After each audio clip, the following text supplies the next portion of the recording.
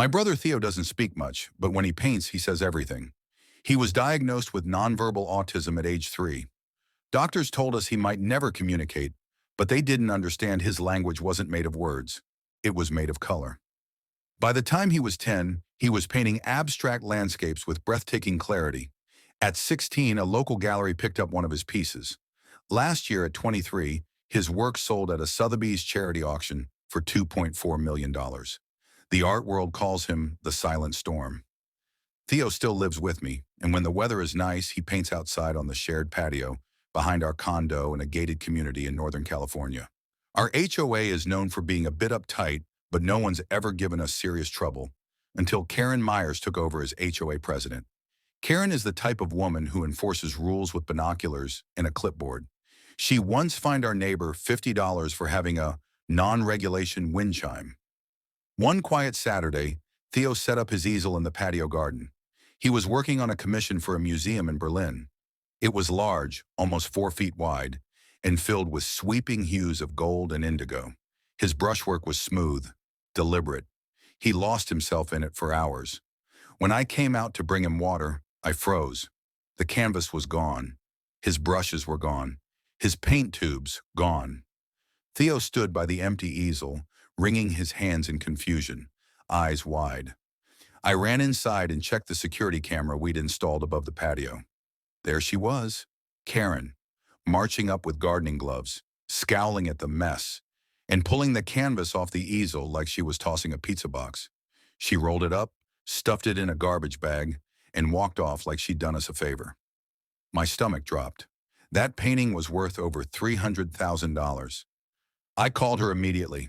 She picked up with a clipped, "Hello?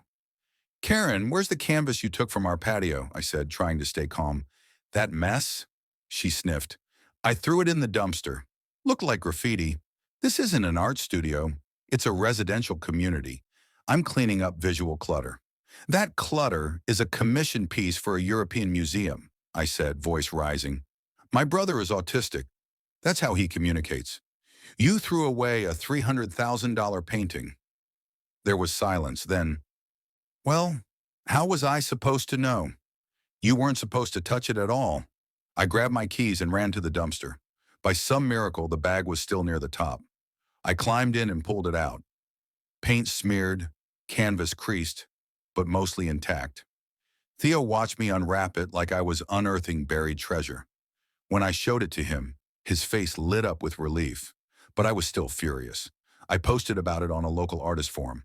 Within 24 hours, the story exploded. "Autistic artist's work trashed by HOA president." News outlets picked it up. Karen's photo, mid-scowl from our security cam, became the face of ableism in community leadership. Art critics defended Theo publicly. The museum commissioning the piece issued a statement of support and even offered to display the damaged canvas with a plaque explaining what had happened. By the end of the week, Karen resigned under pressure. Our HOA board voted to implement new sensitivity training, disability awareness workshops, and a clear policy forbidding interference with residents' personal property on patios. Theo? He finished the painting. A gallerist offered to frame it, creases and all, as a statement.